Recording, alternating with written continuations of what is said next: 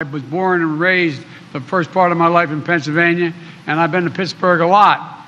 But all these years, I never knew Pennsylvania. Many economists and advocacy groups are urging the Democrats, the Republicans, to put away their political differences and renew the expanded monthly child tax credit payments. This includes sending out monthly checks of $600. Now, there are big changes coming to next round of stimulus checks. Remember everybody, if you want to know the latest news about the fourth stimulus check, continue watching this video. And I know many of you are wondering what exactly is going on in Congress. Well, back in December, Congress left town frustrated, finger pointing, and disappointed in themselves and for the country. At the work that was incomplete. The mantra that healthcare is a human right and not a privilege is gaining support all across this country. And the American people understand that we have got to address the fact that we should be covering dental care. And I strongly believe, everybody, that Congress can and must come to a compromise to spare millions of families the turmoil of falling into poverty. Now, the entire crisis is definitely overwhelming for many people. Congress has to get something done for the American people now. Democrats have had a strong ambition to pass massive, far-ranging reforms on a myriad of subjects, including a fourth round of stimulus. As of now, 40 million Americans are at the cusp of poverty. As expected, monthly child tax credit payments are temporarily paused. Many people have to find a new way to support their household costs. Since July, families have received $250 to $300 per child every month as a result of changes to the child tax credit. That's a policy that has long held bipartisan support and was recently reformed to support families on a monthly basis instead of annually. Republican senators, for instance, including Mitt Romney, have recently shown their ideas and approach to the child tax credit. So the good news is that many Republicans are on board with this. By putting cash directly into the pockets of people who need help the most, the expanded monthly child tax credit payments work with the anti-poverty policies of both Democrats and Republicans.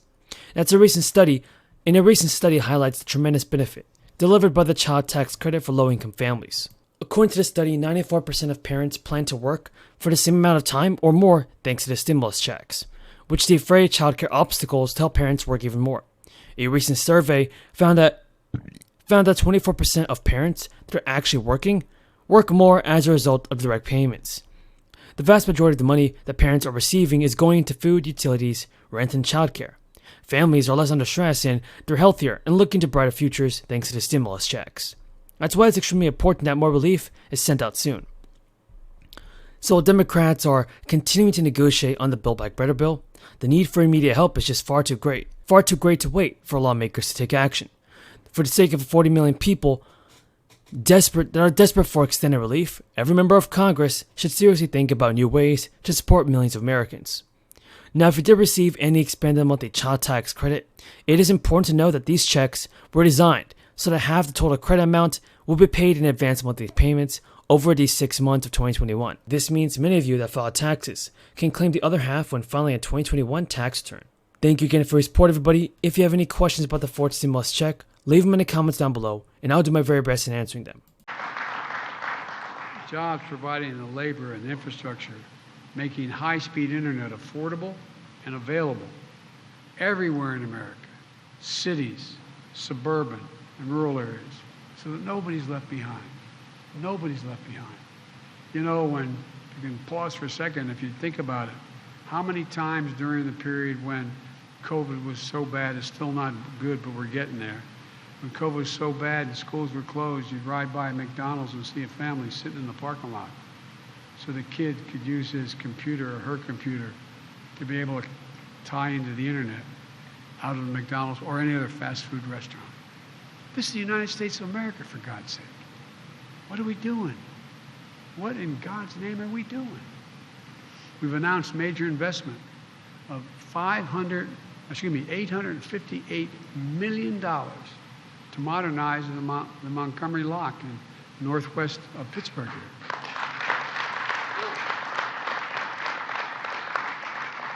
So the water levels stay high enough for barges to pass through up the upper Ohio River. We move about $500 billion worth of goods through those locks like these across the country every single year. When they're not working, it creates choke points. Barges break up. Goods don't get to where they need to go. Bob Casey's been on my back about this for so long. As we get this Montgomery Lock project done, I think we should call it the Casey Lock. I mean,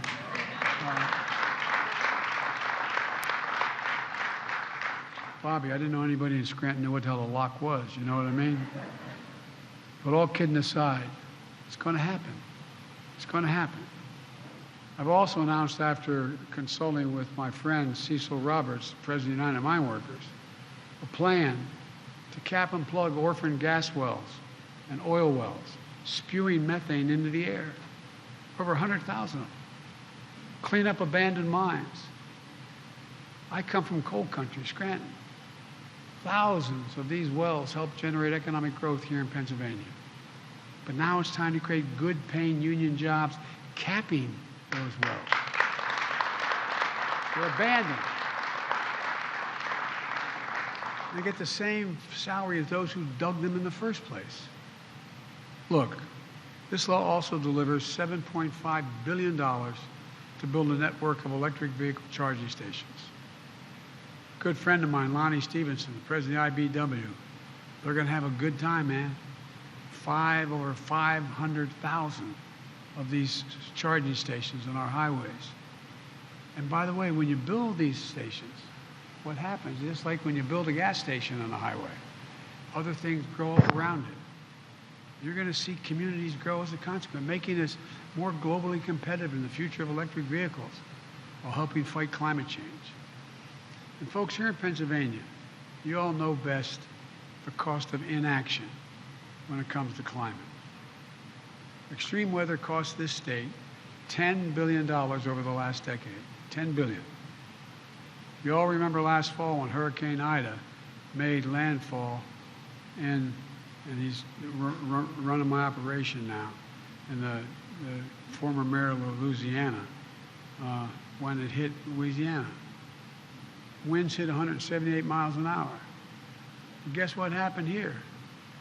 It flooded businesses in Oakdale and homes in Millvale. Nationally last year, extreme weather cost us $145 billion. That's what it costs the American public. And extreme weather is not going to ease up on its own. We have to be ready. That's why we're investing in our resilience, building roads higher when we rebuild them, our levees stronger, our power grids more durable so they don't get blown down and cause massive, massive, massive wildfires, to withstand the increasing ferocity of extreme weather. You know, I went all over the country last year visiting these sites, flying over